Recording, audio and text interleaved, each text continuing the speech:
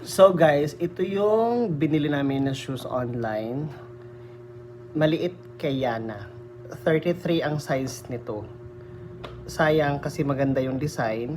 Maganda rin yung kanyang pangsara. Okay, i-clip lang siya. Pero dahil hindi kasya, bumili kami ng bago. Ito, 123 lang ito. Free shipping na. Pero ito, ang size nito ay 35. And, hala! Masyado namang malaki. May ano naman eh.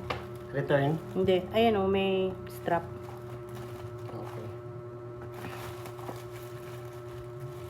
Sinira ko pa naman yung plastic. Okay lang, no? Okay lang.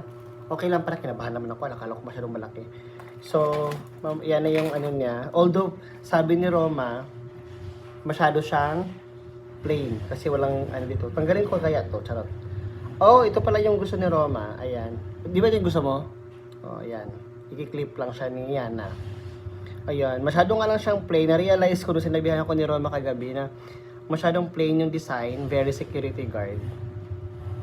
Okay. Ay, hindi siya matatanggal. Akala ko dinikit lang siya. Huwag mo nang sirain. Okay. Pwede pa yan ano. Pwede pa ka ito ni Richie. Okay. Yun lang. I-ano-ano mo.